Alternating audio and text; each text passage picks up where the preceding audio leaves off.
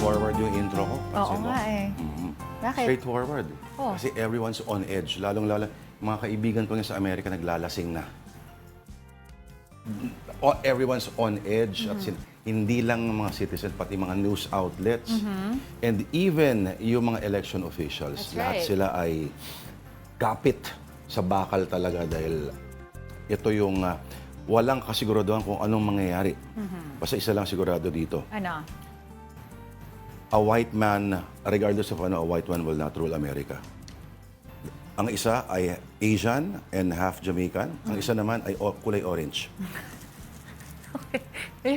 Pag-uusapan natin yung Tuesday, November 5. Again, that historic day in the United States. Bukas na po, November 6. Actually, November, tama? Yeah, ahead Oo. tayo. Ahead tayo eh. Pero ngayon pa lang may Oo. mga lasing na Ngayon doon. na, oo. Pero bukas natin, mas talagang will go in depth into the discussion of that. Pero ngayon, pag-usapan muna natin ang ating delight of the day that is as American as any food can be. Ito po ang apple pie. Diba? Oh, ayan, direct. Oh, close up muna. Naguguluhan ako eh. Wait, hindi ako pwede maging vlogger. Huwag Hindi kang ako magulo, kakainin ka ni Denise Tan. Okay, pero ang irony dito, yung apple pie mismo, even the ingredient like apple, ay hindi naman talaga siya native, no? Meron daw klaseng apple sa Amerika noon, ang sabi ng mga settlers, tawag ay crab apple, which is not the ideal apple that they were used to sa Europe noon. So, in theory, yung apple na alam natin na na-associate natin with, yung mga golden delicious apple, ay hindi galing import pa rin. No? Galing sa Europe. Even yung legend ni Johnny Appleseed, na siya raw yung nag-spread ng mga seeds ng apple. Nagkaroon sa Ohio at napakaraming mga lugar sa Amerika. Pero yung American's apple pie na phrase, nag-start lamang daw during World War II. Kasi yung mga boys in the war, namimiss daw nila yung mother's home cooking at kasama raw yung mga apple. So, medyo na-associate siya doon. Sa totoo lang, patunay pa rin. At itong recipe daw ng apple pie is of Dutch origin. So, the little ironies of as American as anything, supposedly. Sa totoo lang, lahat immigrants, walang, siguro mga Japanese, even yung mga Japanese nga hindi naman daw pure na isang ano lang, may mga pinanggalingan din. Yes, oo. Parang ikaw, di ba, may tatanong kung anong lahi ka daw. Oh, ano yung sabi ng friend mo? Batangas. Sabi ko Batangas eh. Anong lahi? Parang may suggestion, medyo malayo eh. Oo. Okay. Pero balik tayo dun sa talagang pinag-uusapan ngayon, no? The US elections. But how do Filipino-Americans feel about the presidential election? Our Joey Francisco caught up with some of them and he filed this report. Mention a state in the U.S. and most probably a Filipino resides there. But the largest concentration of Filipino Americans can be found in the state of California. And in Los Angeles, there's even an area called the Historic Filipino Town, a place where migrant Filipinos started chasing their American dream in the 1920s. Nowadays, the area is known for establishments owned by PhilAms. And at the center of it all, an activity venue for the Filipino-American community of Los Angeles or FACLA. We visited the place days before the U.S. elections. Surprisingly, there was no election-related town hall meeting, but there was dancing.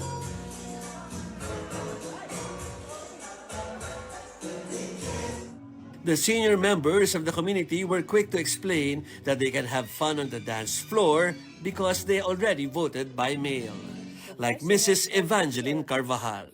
I'm always a Democrat. You are, okay. Yeah, I'm very proud to say because I researched everything, studied everything, Yeah. and with our culture in the Philippines, I know where to stand. Yeah. You know, So, you're more inclined to support the Democrats.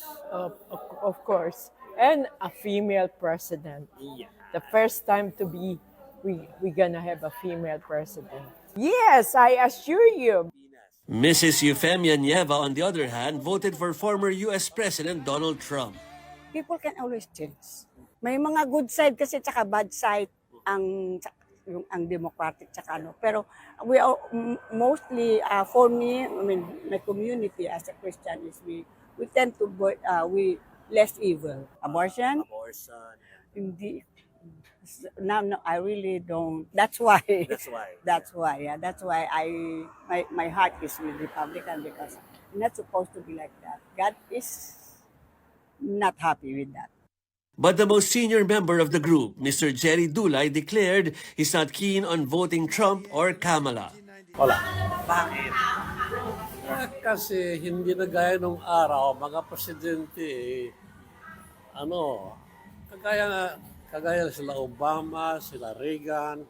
I don't care kung Republican man o Independent. Basta, ang inano ko, ang kanilang sinasabi sa eleksyon, wala. Kasi independent ako, wala akong party.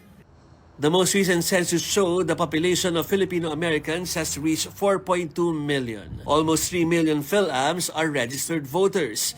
They are among the biggest Asian American groups, ranked third after the Chinese Americans and Indian Americans. When combined, there are 20 million Asian Americans spread all over the USA. That's 7% of the US population, a number enough to affect elections. But Asian Americans, including PhilAms, don't vote as a solid bloc because like most Americans, some are registered Republicans while some are Democrats. Pagkakaalam ko, mas maraming Republican values ang sinasabi nila ang nag-re-reflect yung parang yung pinaka-senior doon kanina na kinausap. Ano? Yeah. At mahalaga dyan dahil mga Katoliko, no? Yung ating right. yung sa abortion stance, Oo. malaking factor yun eh. Oh, anyway, maraming stories sa social Oh media. yeah, for sure. Ito, isa sa kanila, no? Unang-una about the US election pa rin. On the New York Times, right-wing groups are taking to social media platform Telegram for a preview of what could happen if Donald Trump loses. Lots of conspiracy theories. Nako, will this be 2016 all Yan na over nga. again? Ang, Kasi eto, yung 2016, ang daming nag-fuel dyan eh. Kesyo may communist takeover na raw. Kesyo meron daw ino-operate itong si Hillary Clinton, itong sila ang mga Democrats sa marang pedophile ring, mga ganyan. At sa panahon, maraming kumakagat ha. Maraming naniniwala. Oo. At in fact, medyo isa rin sa mga nakaka-on edge, no? Nakaka-cause ng anxiety sa maraming tao ngayon is the possible repeat of 2016. Kasi ngayon pa lang si Trump, sinasabi niya, pinakakalat niya na pag siya'y natalo, dinaya daw siya. Oo, ganun din naman yung nangyari the last time, di ba? Pero yun na nga, this happened on Telegram at sinasabi nila, yun nga, like what you mentioned, there is this conspiracy theory being spread out na, you know, there has to be a result with nothing less than a Trump victory. Ang sabi nung, and we quote, "The day is fast approaching when fence sitting will no longer be possible." Ito ay galing sa isang Ohio chapter of the Proud Boys na far-right organization. Instrumental daw ito dun sa nangyari nung January 6 attack on the Capitol. So parang, ayun na, Correct. paulit-ulit na naman. Yung ganyan, false information, Yes. plus a perverted sense of patriotism, plus Oh. the availability of automatic weapons make for a really nerve-wracking combinations. Ang nakakatakot pa dito, 'di ba, sa Telegram nga yung platform na pinili nila. Ang nakalagay ay meron daw nearly 50 Telegram channels with over 500,000 members. So kung ano man yung mga mensahe na nilalagay nila doon, mahigit kumulang kalahating milyong tao kagad. Nagulat na nga ako na parang yung Telegram, parang may sariling mga mundo na siya at subgroups. Yes. Alam ko noon, it's a way lang na makapag-communicate ka Oo. na very extremely privately na walang ibang mga kahak. Although hindi ko alam sinong mag-hack sa... May mga nuclear codes ba tayo mga ini-exchange? Ba't kailangan natin ganun katinding privacy? Yes. Pero sa pagkakataong ito, at kung may mga ganyang mga galawan, movements, medyo nakakatakot yan. right. At kung na 2016, sabihin natin, medyo spontaneous, ito mas nakakatakot kasi mas may plano, may buwelo, partner eh. Matindi talaga to. At so, ngayon pa lang, wala nang nakapagpigil sa pagpakalat ng false info na keso hinahanda na rin yung rigged machines, halimbawa na ganyan, pre-stuffed ballot boxes, etc., etc. At lalong-lalo itong si Elon Musk, Diyos ko, siya mismo ay nagkakalat ng false information sa kanyang ex o Twitter, itong hayop na to. Bigla siya naging Nag-flip maaga bigla eh. Considering he used to vote Democrat That's before, right. no? kasi nga they're trying to protect their own interests, yung kanilang mga businesses, kanilang mga maliban korporasyon. doon, tinotroll niya itong mga, kasi hindi siya napagbigyan. Yes. Oo, hindi siya, parang, just to spite them, bumili siya ng, at may isang kaso pa nga yan, kasi namimigay siya ng pera eh. No? At, ewan ko. So how many hours to go before, ang sabi nila, before the US becomes a great dumpster fire? Yesterday, okay, sila Kamala Harris at si Trump, okay, made their final pitches and both are claiming victory. Watch this.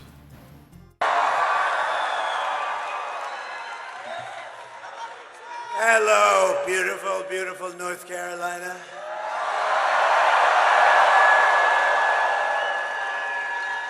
This is really the end of a journey, but a new one will be starting, and that's the one we've wanted to partake in, which is basically to make America great again. And now we'll have a chance to do it after today. Hopefully, everything will work out well. We're way leading. All we have to do is close it out. We have to close it out. If we get our vote, there's nothing they can do. So essentially, you know, they have an expression, I hate the expression actually, but it's ours to lose. Does that make sense to you? It's ours to lose. If we get everybody out and vote, there's not a thing they can do. And if we don't, they have to get every person that ever signed anything in that horrendously dangerous party that's going to destroy our country. And it already is destroying our country. We just can't let that happen. We cannot let that happen. So here's my only purpose in even being here today. Get out and vote. You know that. Are we ready to do this? We're ready to get out the vote? We're ready to win?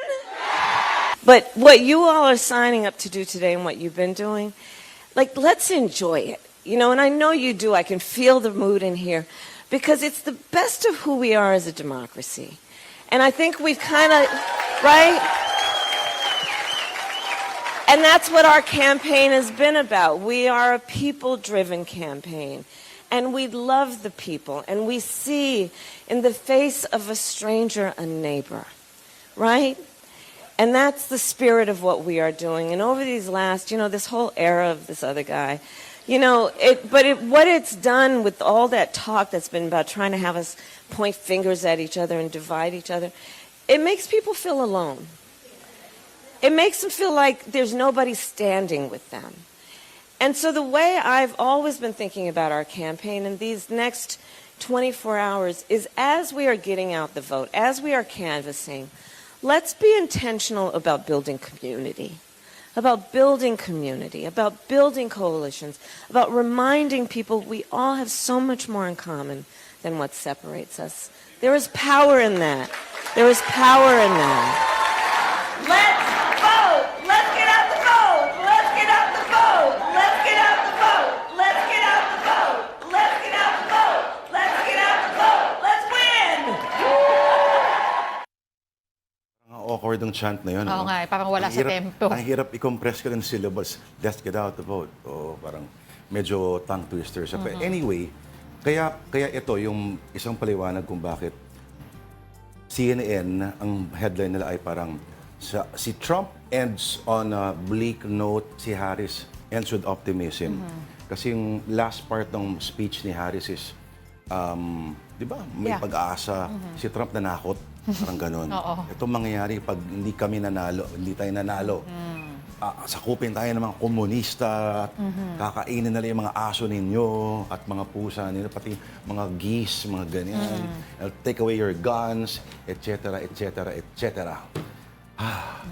Okay, so pareho, of course, pareho silang nasa isa sa mga, ilan sa mga 7 swing states na tinatawag, no?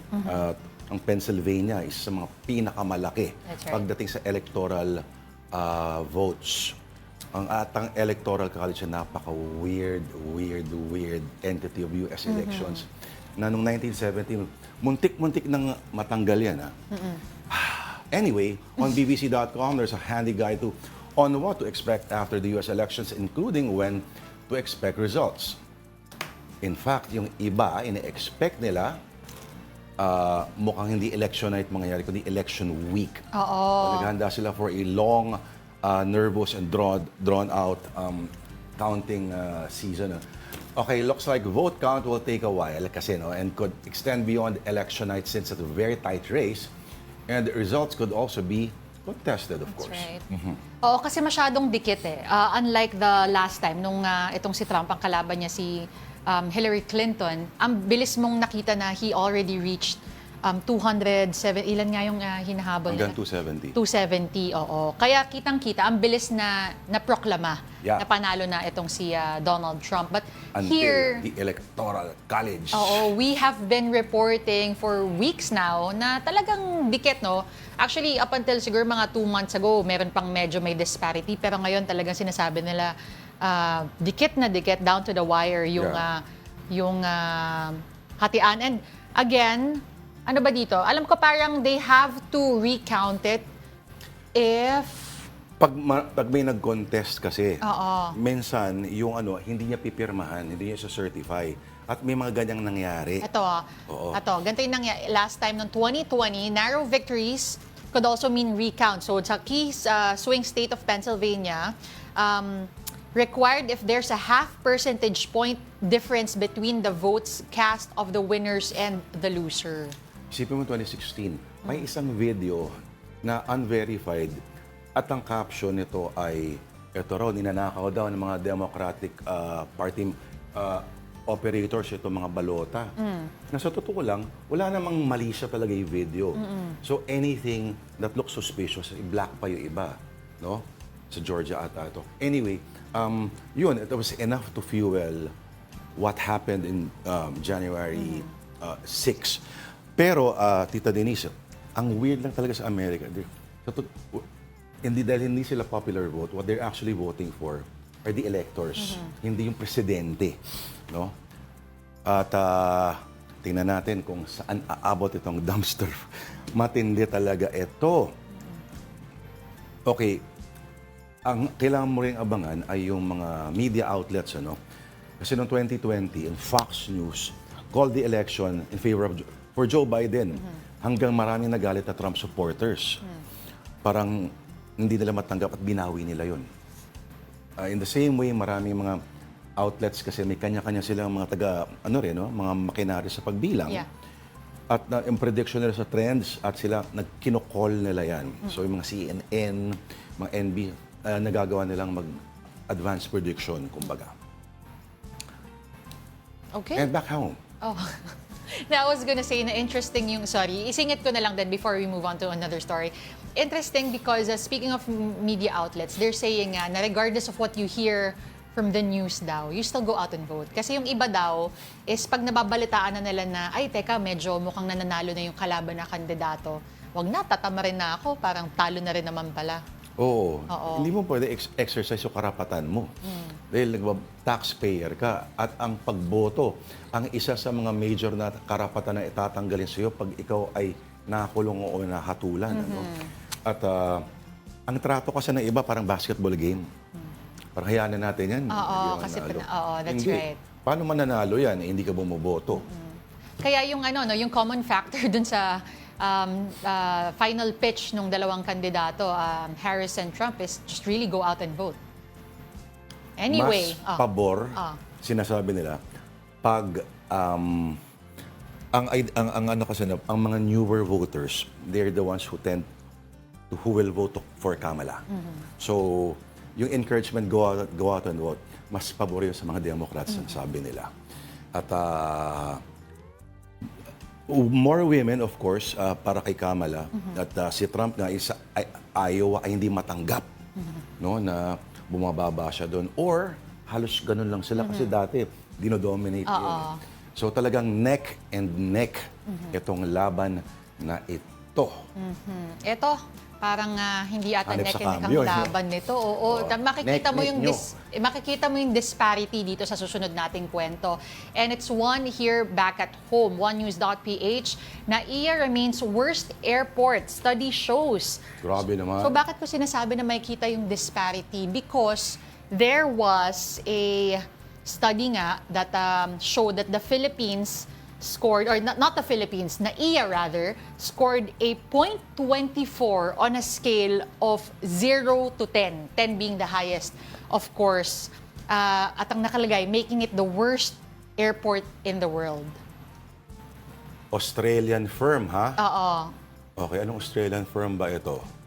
At kailan ba ginawa tong survey na to? Okay, alamin natin kung kailan. Kasi baka naman ito yung mga panahon na may mga sumasiyo na ipis, mga dagang naglalaro sa harapan ninyo. Oo. Although, hindi naman ito. Pero nagtatry na tayo mag-reform, di ba? Yes. At baka naman inabot lang nung, although may problema raw ngayon sa yung sa baggage. Sa baggage, oo. Oo. Ayan. At ito, under new management of ang yabang in Southeast Asia, NAIA trail behind its counterparts, Singapore's Changi Air second. Talaga? Ano yung number one? Wala, hindi ko nga makita eh, kasi ang Thailand dito, 11th 11th. pa eh. Oo. Oo.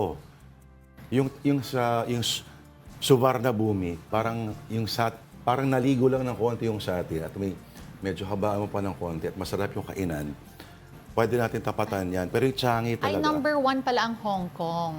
Seryoso? Ayun, globally, Hong Kong International Airport, top of the rankings with a score of 9.44. So second lang yung Changi. Siguro kasi in terms of aesthetics, no, baka talo siya ng Changi.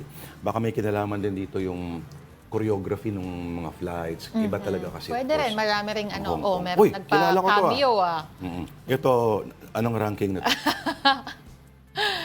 Hello, Pawi. Hello. Kaninang umaga ka pa, pero hello. Good Oo. afternoon delight sa'yo. Magkano na yung Intel Core ngayon sa Lenovo? Ba't parang bumabalik sa dati design nila? No? Bumabalik sa yung square. Okay, andito lahat ng trip nating sports. Okay, binasa yung mga ads, no? Sige, basa pa tayo na ads. Okay, 50th busiest in the world. Maganda ba yung busiest? Hong Kong busiest. Oo. Eh, baka negative yung ano nun, ano? Okay. Grabe naman, ang mahal ng laptop, 116. Huwag mo na silipin yan. Hindi, baka tumagay ng presyo niyan. Ito yung sinabi nila about the airport. The reputation kasi of landing as a worst airport in the world because of the issues, delayed flights, internet speed, safety, and sanitation, among others. Meron pang ibang hindi nakalista. Speed, sanitation, bakit? Yung sa banyo, may malaki namang balde doon. Seryoso. Meron ba? Hindi ko napansin yung balde. Ilang beses ko na natsamba na may balde sa loob Ang lagi. naalala ko lang palagi, paminsan, is kailangan talaga may baon ka na tissue, mga ganyan.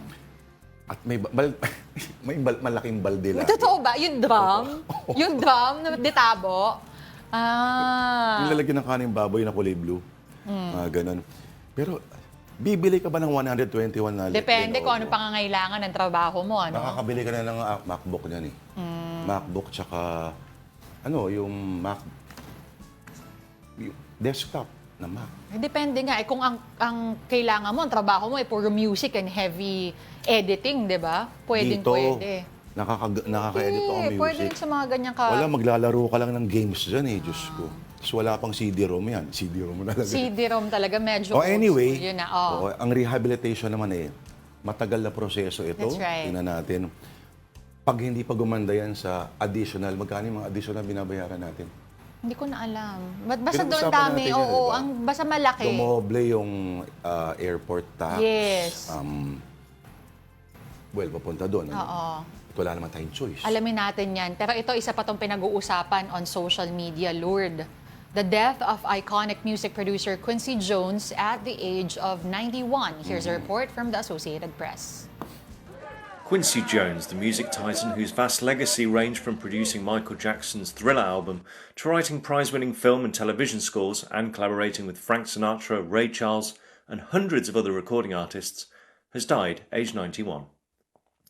Jones died Sunday night at his home in Bel Air, surrounded by his family. The family said in a statement, "Tonight, with full but broken hearts, we must share the news of our father and brother Quincy Jones's passing. And although this is an incredible loss for our family, we celebrate the great life that he lived and know there will never be another like him." Jones's list of honours and awards fills 18 pages in his 2001 biography, Q. He won 28 Grammys out of 80 nominations, an Honorary Academy Award and an Emmy for Roots. In 2001, Jones was named a Kennedy Center honoree for his contributions to American culture. His survivors include his daughter Rashida Jones and 5 other daughters, plus a son, his brother and 2 sisters. Tributes are pouring in for the legendary Quincy Jones. Oprah Winfrey posted a photo with the powerhouse musician and credited him for discovering her. Former President Barack Obama also chimed in, saying there was a time that Jones was music. Meantime, producer and rapper Dr. Dre said Quincy was the reason he decided to become a record producer. Paul McCartney of the Beatles also penned a heartfelt message on Instagram saying he's privileged to have met Jones. Sa Netflix, partner, merong magandang documentary called Quincy sa kanya, no? Of course, ginawa ito medyo late stage na ng kanyang buhay. At kita mo talaga yung breath talaga ng kanyang ginawa. From 60s pa ito, no? Mga white na mga soul influence na may orchestral element. At hanggang kila Ray Charles, Dizzy Gillespie. At of course, sa henerasyon ko, ang dalawang matinding album ni Michael Jackson. Sabi na 3, no? Pero ayoko bad eh. So yung Off the Wall, it's a classic in terms of disco, funk, at yung pagsalpukan itong mga ng rock. At yung Thriller, ang the best-selling album in all of pop music history. Pag busikero ka, pag hinimay mo isa-isa yung mga elemento, yung brilliance talaga makikita mo. And of course, yung USA for Africa, yung We Are the World in 1986, siya ang nag-orchestrate noon along with, of course, Stevie Wonder and Lionel Richie and Michael Jackson. So, in terms of collaboration, as solo artist si Michael Jackson, itong si Quincy Jones talagang kasama niya ng umangat. Pero hindi sila nagkasundo somewhere along the way. Hindi ko alam ano nangyari. Pero Q ang tawag sa kanya. Q. Alright. Pati yung no? Sa mga pamilyar po sa John and Marcia, yung hindi theme song of course, parang Don't Stop Till You Get It na parang, Marcia, mag-zoom. Hindi mo, Yun, di ba? spoof yun ang Don't Stop Till You Get It. Pero yung may part doon na yung parang trumpet. It's called Rubber Ducky. Quincy Jones din ang tumira noon. Pati yung disco classic na Ay No Corrida. Mamaya, ipaparinig ko pag nag-direct tayo. Ipaparinig ko kay Denise ito. At binabati po natin lahat ang nanonood sa Afternoon Delight via live stream on Facebook, YouTube, and TikTok. May Telegram ba tayo? Wala. Because we are not proud boy. Ito, may mga bumati na natawa ko kanina. Ang sabi niya, yung bumati kahapon to. Sabi niya, good afternoon, Delight, Tito Lord. Sana batiin pa rin ako ni Tita Denise afternoon kahapon. Sino ba yan? Si ano bang... Ay, hindi makaget over sa ex, ha? Yung ba yan? Hindi, yung bawal ulitin na inulit ko pa rin kahapon. Si Tito Rafael. Si Tito Rafael. Oo. Si Aleni Junco, good afternoon po, sir. And ma'am, Alex Fuentes, of course, present and listening. Ralph Domingo din. Good afternoon, Lourdes and Denise. Election fever indeed in the US. Yan yung mga ibang nanonood sa atin on Facebook. At sino pa babatiin natin? Elmo Cardenas. Hello, Ma'am Denise, Sir Lourdes. Happy Tuesday. Yummy apple pie. Oo nga. Yes. Hindi pa nga tinitip. Hindi kami tinipid. Ha? Oo nga. Hindi ito yung mga nasa drive-thru. Correct. Yung paborito ni Donald Trump, hindi yan. Ito si Alaquacha with Melvin. Hi, Tito Lourdes and Crushy Denise. Worst traffic din. Naku, meron siyang komento. Worst traffic din sa NAIA 3 kasi sa labas ng airport, nakapark yung mga magsusundo sa arrival. Sasabayan pa ng construction sa Newport. Mabuhay ang merienda show ninyo. Maganda yan, ang merienda show. Dapat isang buong oras, it's just images of you eating. No? Hello din kay Ron and Ella Francisco kung nanonood kayo. Ayan, JN Ramos, good afternoon mga Lods. Elmo Cardenas, hello Ma'am Denise, Sir Lord, happy Tuesday, yun pala yung sinabi niya kanina. Hello mga tito and tita, sabi ni Hey Epic. Oo. Okay. Kay... Bakit hindi natin pwede sabihin yung pangalan yun? Nino? Ano ba pangalan ng one of the greatest Pinoy bowlers of all time? Paeng, Nepomuceno. Oh, di ba? Oh, si Tito. I'm sure may mga pamangkin din yun. I guess Tito. Tito, oo, Tito Paeng. Ikaw talaga ha? Bakit? Hindi, Tito Paeng. yung nag-comment. Siguro natawa din siya kahapon nung binanggit ko. Kaya may ano na ngayon, may pasintabi na ngayon na sana batiin ulit siya. Oo, hello sa iyo. At kung alam mo, pangalan ni Panchito noon sa pelikula ni Joey De Leon at Rene Requestas na alias Batman and Robin. Yun. Oo. Hindi. Ay ano, iba ba? Hindi Ay yun. hindi, alam ko na. May May kadugtong. kinalaman sa Penguin. Oo nga pala. Pero hindi Kadugtong. na natin babanggitin. Paki-comment na lang kung alam nyo. Kung alam ninyo, we have more stories and conversations in store for you. But first, a short break. Afternoon Delight will be right back.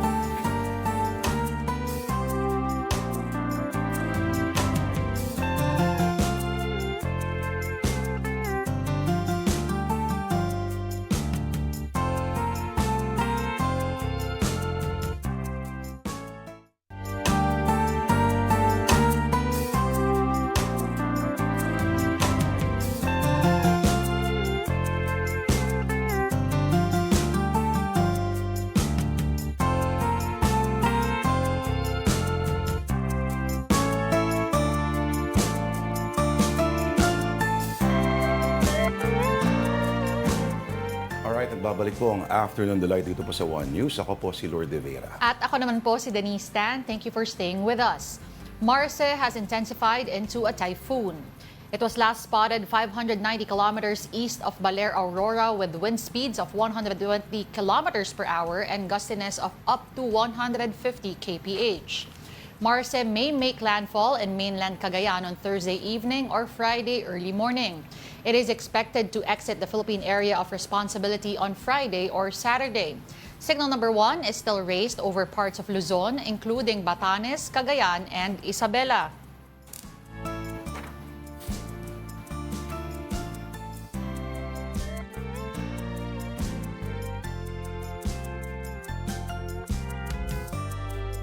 Marce will also bring rains in some parts of the country, including Cagayan Valley, the Bicol region, and eastern Visayas.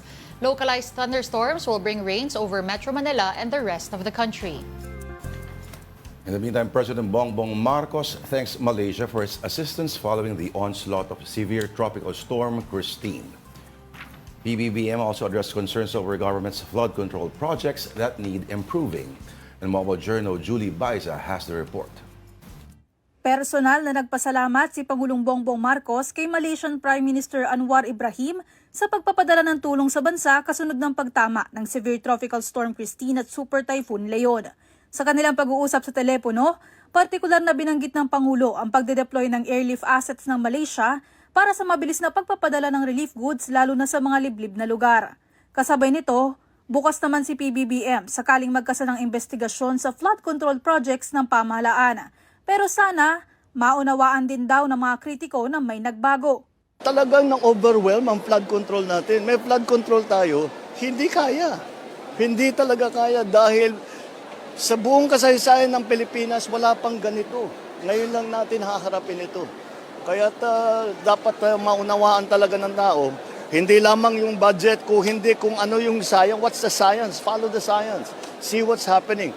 Sabi pa ng Pangulo, hindi lang naman sa Pilipinas nangyayari ang mga pagbaha, kundi pati sa ibang bansa gaya ng Espanya at Amerika. Ang dapat daw tingnan ang pagbabago ng disenyo ng mga kalsada at tulay. We have to be smarter, we have to be more technologically aware of what is available so that we can reduce the effects. Aminado naman si PBBM na nakukulangan siya sa disaster response ng pamahalaan, lalo't umabot sa 150 ang nasawi sa kasagsagan ng bagyong Christine. I'll tell you the truth, it's never enough. It's never enough. I wish we could do more. We're doing everything that we can, but you know, when you lose a life, you lose a life. What can you do about that? It's terrible tragedy. Mobile Journal Julie Baiza po, hatid ang bukhan ng balita. Here's a quick rundown of more stories on One News. Attorney Michael Poa has resigned as spokesperson of the Office of the Vice President. Poa revealed this during the House on Good Government's probe into the OVP's budget utilization today. Meantime, the panel reported that OVP Chief of Staff Zuleika Lopez left for Los Angeles, California last night. Lopez is one of the 7 individuals the panel wanted placed on an immigration lookout bulletin order. Presidential Anti-Organized Crime Commission spokesperson Winston Casio has been relieved from his post. That's following a viral video of him supposedly slapping a Filipino worker in a PAOK raid in Bataan on October 31. Casio is under administrative investigation and has been asked to submit a written explanation. Casio has since apologized and admitted to losing his temper during the operation. Armed Forces Chief General Romeo Bronner renews calls for China to pay 60 million pesos in damages for a clash it provoked in the West Philippine Sea. The June 17 incident resulted in injuries to Filipino soldiers and stolen equipment such as rifles. A formal request for compensation has been made through diplomatic channels, but Beijing has yet to respond. And the country's inflation rate has increased to 2.3% in October. That's from 1.9% in September. The uptrend was attributed to faster annual growth in the prices of food and non-alcoholic beverages.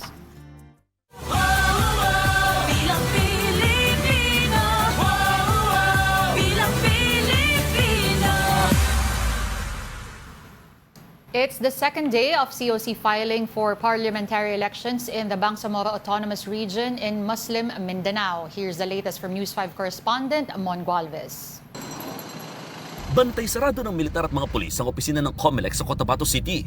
Hinigpitan pa ang seguridad sa Bangsamoro Autonomous Region in Muslim Mindanao o BARM habang umuusad ang filing ng Certificate of Candidacy para sa kauna-unahan nilang parliamentary elections. Isa-isang iniinspeksyon ng mga otoridad ang kada sasakyan at mga taong pumapasok dito sa Bangsamoro Government Center.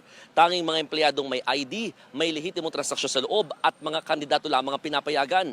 Ibig sabihin, off-limits muna at hanggang dito lamang sa gate ang mga taga-suportang sasama. Mismong si COMELEC Chairman George Garcia ang nanguna sa pagbubukas ng COC filing. 65 pwesto sa Bangsamoro Parliament ang pag-aagawan sa eleksyon. Pero hindi pa man nagsisimula ang botohan, may mga gusto rin itong ipagpaliban. Bukod kasi sa mga panawagan para i-extend ang termino ng Bangsamoro Transition Authority, gusto rin ni Senate President Chis Escudero na ipostpone ang eleksyon ng 1 taon base na rin daw sa request ng palasyo. Para ma-amyendahan yung mga kailangan amyendahan sa batas.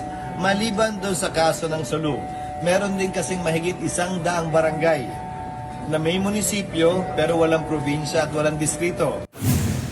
Pero sabi ng COMELEC, tuloy pa rin ang eleksyon. Posible raw kasing abutin ng hanggang 3 bilyong pisong gastos kung ihiwalay pa sa midterm elections ang botohan sa BARM. Basta as far as the COMELEC is concerned, we will conduct the election because that is the mandate of the Commission to enforce and administer election laws. Ganito rin ang posisyon ng mga kandidato na nag-file ng COC.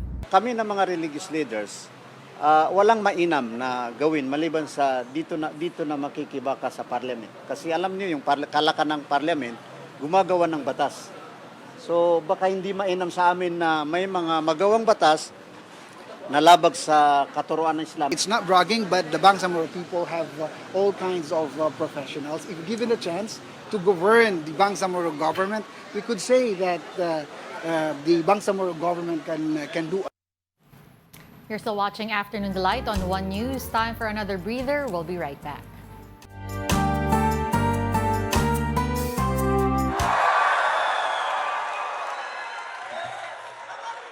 Hello, beautiful, beautiful North Carolina.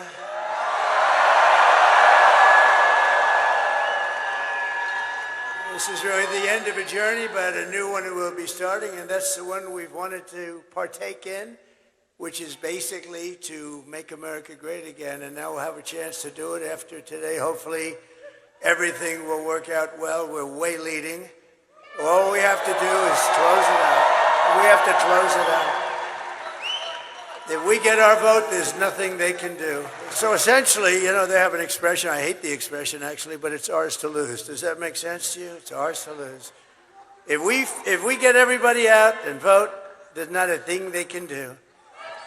And if we don't, they have to get every person that ever signed anything in that horrendously dangerous party that's going to destroy our country. And it already is destroying our country. We just can't let that happen. We cannot let that happen. So here's my only purpose in even being here today. Get out and vote. You know that. Are we ready to do this? We're ready to get out the vote? We're ready to win? But what you all are signing up to do today and what you've been doing, like, let's enjoy it. You know, and I know you do. I can feel the mood in here because it's the best of who we are as a democracy. And I think we've kind of, right? And that's what our campaign has been about. We are a people-driven campaign. And we love the people. And we see in the face of a stranger a neighbor, right? And that's the spirit of what we are doing. And over these last, this whole era of this other guy, what it's done with all that talk that's been about trying to have us point fingers at each other and divide each other, it makes people feel alone. It makes them feel like there's nobody standing with them. And so the way I've always been thinking about our campaign in these next 24 hours is as we are getting out the vote, as we are canvassing, let's be intentional about building community, about building coalitions, about reminding people we all have so much more in common than what separates us.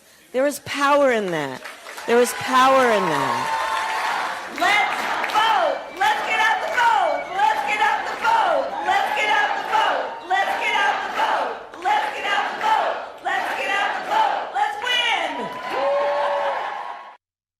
And we're back. You're watching Afternoon Delight. Ako po si Denise Tan. At ako naman po, si Lord De Vera. Now, FPJ's ang Batang Quiapo star Coco Martin has launched a new business. Ano naman kaya yan? Alamin natin sa one-on-one interview sa kanya ni News 5 correspondent MJ Marfori.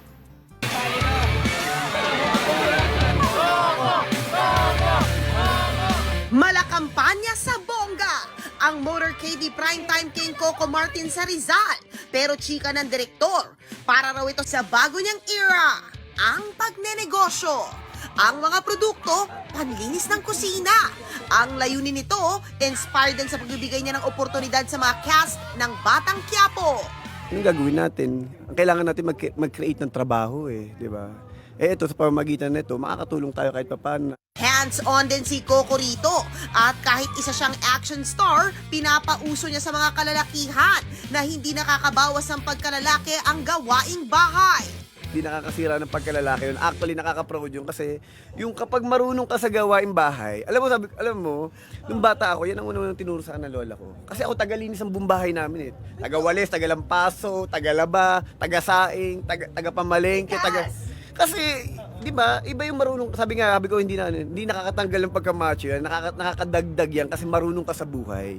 Nagmistulang birthday concert nga ang kanyang negosyo launch na napahaba ng ilang oras. Paano ba naman? Bukod sa Batang Quiapo team at mga kaibigan gaya ni na John Prats, sinorpresa siya ng kanyang special someone na si Julia Montes. Ay!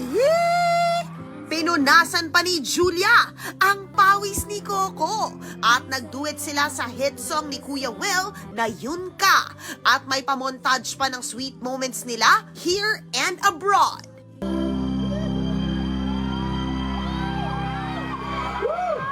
Sabi nga nila, action speaks louder than words at hindi na nga kailangan pang i-memorize ang pagmamahalan ni na Coco at Julia. Pero ito ang masasabi rito ni Coco. Kasi kami ni Jules siguro ang sarap kasi ng pakiramdam na alam mo yung walang kompetisyon, nagsusuportahan kayo kung ano matutulong ng isa't isa. Ang sarap mabuhay na alam mo yung taong binibigyan mo ng importansya, yung taong mahal mo, sobra-sobra yung binabalik sa'yo. Now, alam mo yung, di ba sabi nga nila, ang pinakamasarap hanapin yung makakatuwang mo sa buhay mo. At ako pakiramdam ko, bukod sa lahat ng kung ano man meron ako ngayon, yun yung masasabi kong pinakamaswerte ako na nagkaroon ako sa buhay ko. Yo naman pala! Speaking of understanding, full throttle nga ngayong Pasko si Coco sa Batang Quiapo matapos makatamasa ng matataas na ratings sa TV5. Wala raw pahinga ang primetime king sa mga eksena kahit holidays. Itong November pa lang, November, December, hindi hihinga. Wala akong break. Parang ako yan, sa pagkatao ko, hindi ako, ang buong show, ang BQ, magugulat kayo kahit December 25, kahit Makati ka po. Oo. Kasi, sabi ko, ang dami kong bale. Actually, minsan nga nag-ano nga ako na parang, siguro sabi ko nga, like ko sinasabi, nagpapasalamat ako kay God kasi sa talentong ibinigay niya sa amin lahat, sa lahat ng bubuo ng Batang Quiapo. Ang sarap na, alam mo yung, hindi kayo nauubusan. Napapanood ang Batang Quiapo weeknights pagkatapos ng Frontline Pilipinas sa TV5. Now, here are more stories and entertainment. The Miss Universe organization has announced a new format for the 2024 pageant. The competition will narrow down contestants from 130 to 30, then to 12 for the evening gown competition, and finally to a top 5 for the Q&A round. Chelsea Manalo from Bulacan will be representing the Philippines, the first Filipina of African-American descent to do so. It's Showtime host Ayon Perez has withdrawn his candidacy for councilor in Concepcion Tarlac ahead of the 2025 elections.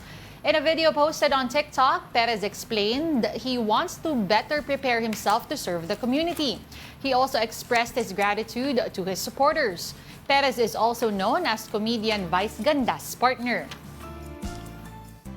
At isang bagsak para sa atletang ito. Sino yung atletang yan?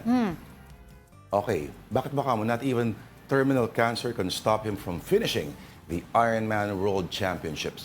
A story from Mobile Journal, Evan Tarinque. Hindi lang karera para sa malalakas ang Ironman. Yan ang pinatunayan ng isang stage 4 cancer patient na napagtagumpayan ng sport event na ito. 2 taon na ang nakakalipas ng taningan ng buhay ni Jonathan. Pwedeng hanggang 5 taon na lang daw ang buhay niya. 2022 kasi nang madiagnose si Jonathan ng stage 4 mediastinal paraganglioma, isang rare cancer na kumakalat sa baga at buto.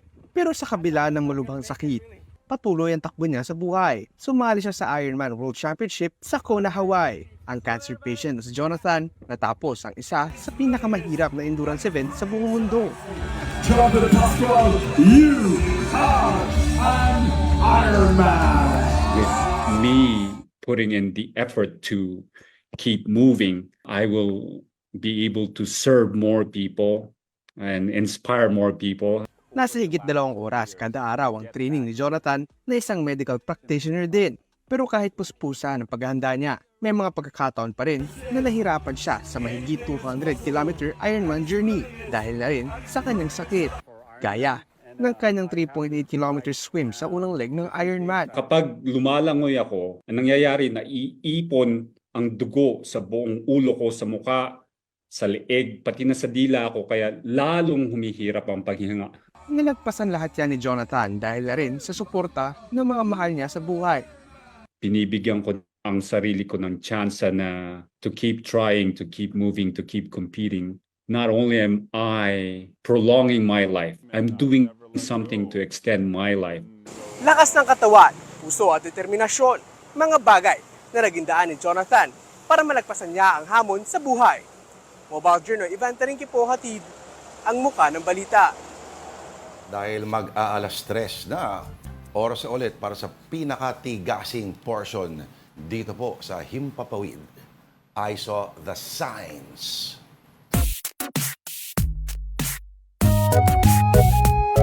At ang edisyon natin today, Tita Denise, entries mula sa mga pinakatigasing viewers sa buong daigdig, ang viewers ng Afternoon Delight.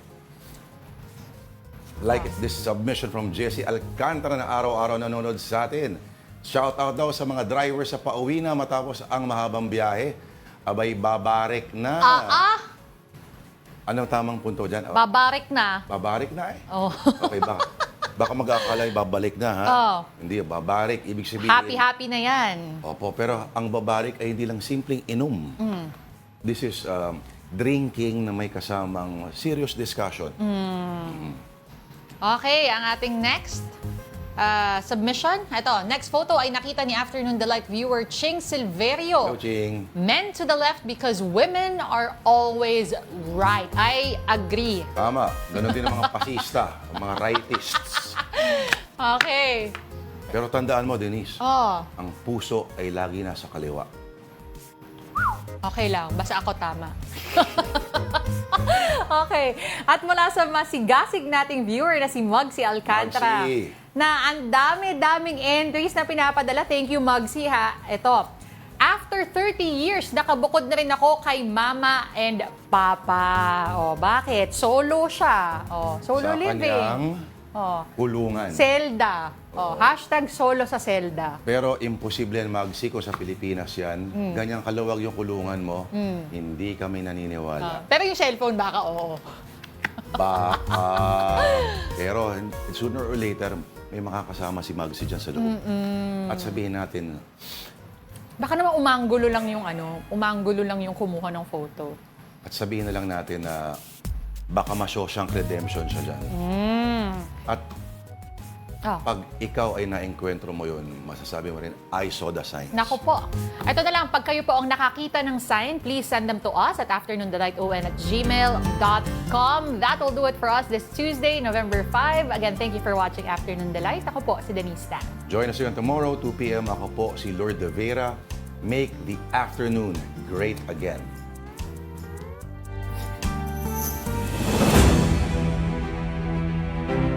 Are you better off now than you were 4 years ago?